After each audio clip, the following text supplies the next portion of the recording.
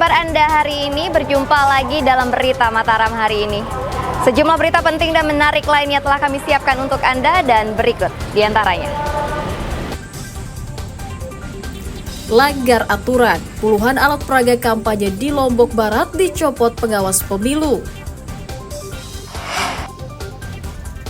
Terlibat peredaran narkoba, seorang caleg di Lombok Tengah ditetapkan sebagai tersangka. Kunjungan meningkat, Pemda optimis target 2 juta wisatawan tercapai. Bersama saya Rahayu Japar, inilah Berita Mataram selengkapnya.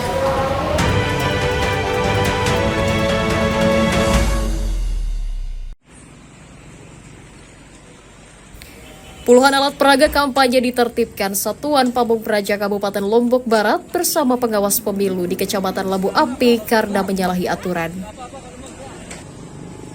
Penertiban dimulai dari jalan protokol, pasar, lembaga pendidikan, hingga fasilitas umum dan tempat ibadah.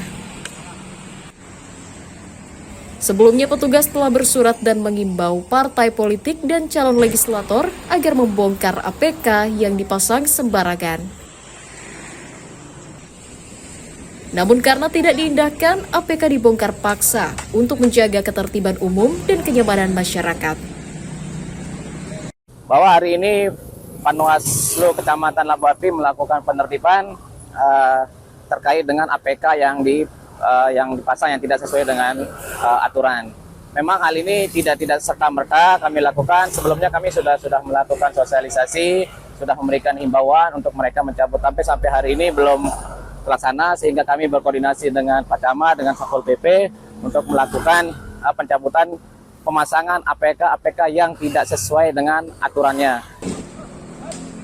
Penertiban alat peraga kampanye akan terus dilakukan secara bertahap oleh pengawas pemilu untuk menjaga kenyamanan serta tidak mengganggu keindahan kota. Hairul Amri melaporkan dari Kabupaten Lombok Barat.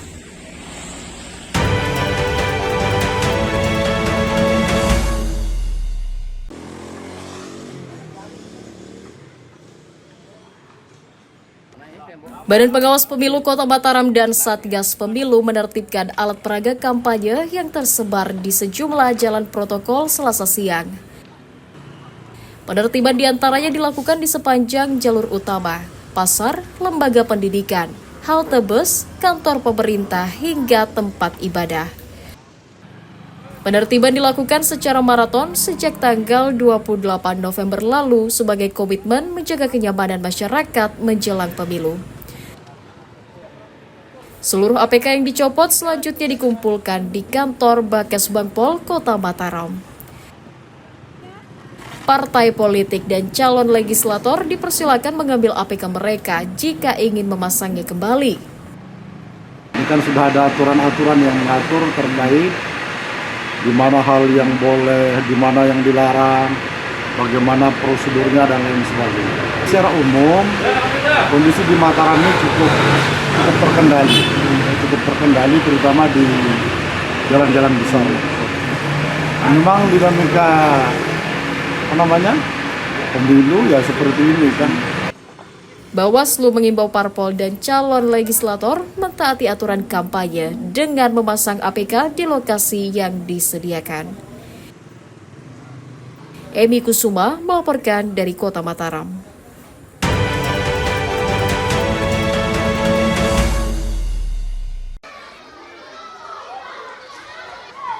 Belasan sekolah dasar dan menengah yang rusak akibat gempa akan diperbaiki pemerintah daerah Kabupaten Lombok Timur pada awal tahun 2024. BPBD mencatat 14 sekolah masuk dalam prioritas dan akan diperbaiki secara bertahap mulai bulan Januari hingga November.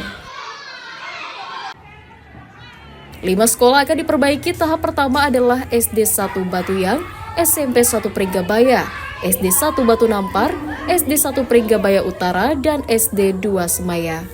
Sementara 9 sekolah lainnya akan mulai dikerjakan pada tahap kedua karena mengalami rusak sedang. 9 sekolah tersebut yakni SMP Satap 2 Jerowaru, SD 4 Suralaga, SD 1 Dames Damai, SMP Satap 1 Montong Gading, SD 2 Seriwe, SD 4 Loyok, SD 1 Wakan, SD 1 Gerendang, dan SD 6 Batuyang. Jadi atensi kita untuk sekolah yang masih menggunakan Hantara itu ada 9 sekolah. Nah, di samping kita berusaha dari dana pusat, kita juga berupaya dari dana pokir maupun dana dari APBD. Dan kita usahakan dan yang 9 Hantara itu bisa paling tidak 2024 ini bisa terselesaikan sebagian. Itu harapan kita. Badan Penanggulangan Bencana Daerah Kabupaten Lombok Timur mencatat 759 sekolah rusak akibat gempa tahun 2018 lalu, 100 diantaranya rusak berat. Muhtadun melaporkan dari Kabupaten Lombok Timur.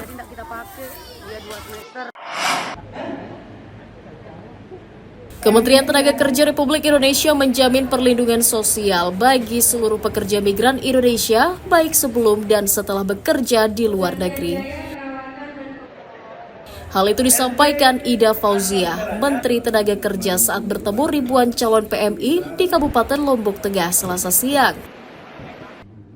Pemerintah serius menjamin pemenuhan hak pekerja sebagaimana tertera pada Peraturan Menteri Tenaga Kerja Nomor 4 Tahun 2023 tentang jaminan sosial. Agar mendapatkan perlindungan optimal, para PMI didorong untuk menjadi peserta jaminan sosial.